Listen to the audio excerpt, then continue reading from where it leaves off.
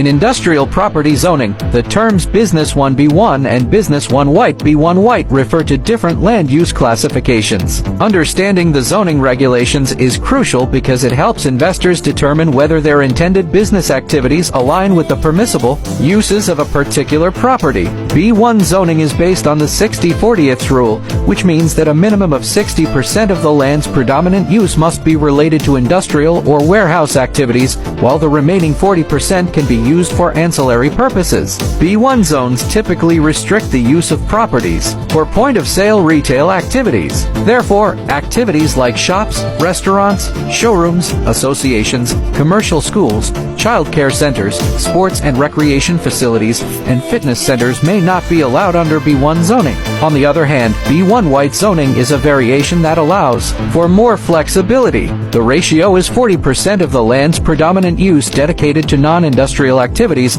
and up to 60% can be used for ancillary and predominant use. B1 White zoning permits a broader range of uses, including shops, restaurants, showrooms, associations, offices including banks, commercial schools, childcare centers, kindergartens, sports and recreation facilities, and fitness centers. This makes B1 White areas more suitable for businesses that require a retail component or other non-industrial activities. By choosing the appropriate zoning category, investors can select a property that suits their business needs and maximizes its potential for profit.